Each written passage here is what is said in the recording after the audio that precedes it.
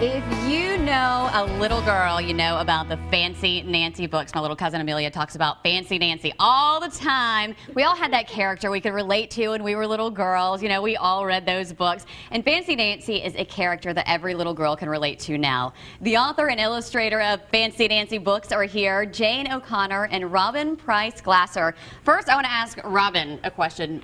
When I read your bio, I could feel you, girl, because your bio is so funny. She says that she lives in Southern California with her puppy and her tiara collection. Then she walked in with this tiara on. I said, oh yes, oh yes. Tell me about this tiara collection you have.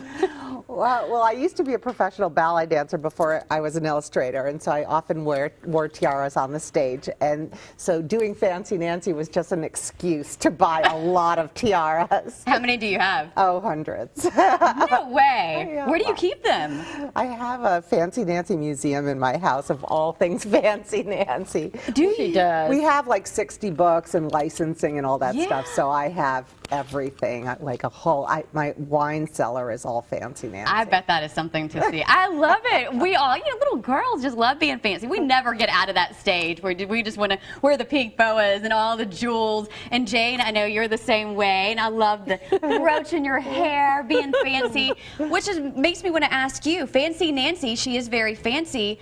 Is there someone that you based Fancy Nancy on?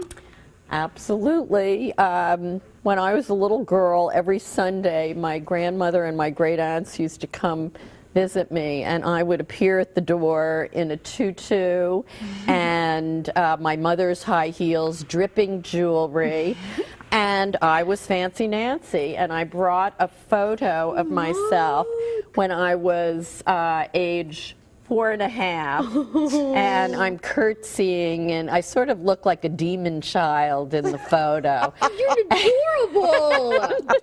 And every photo of me, no matter how fancy I am, there's always a Band-Aid somewhere on my body. Oh yeah, it has to be. That is so cute. So Fancy Nancy is you. It was me, age 5. How did the two of you get together? Through our editor. I sent the first manuscript for the first Fancy Nancy into Margaret Anastas at HarperCollins, and right away she wanted Robin to illustrate the book.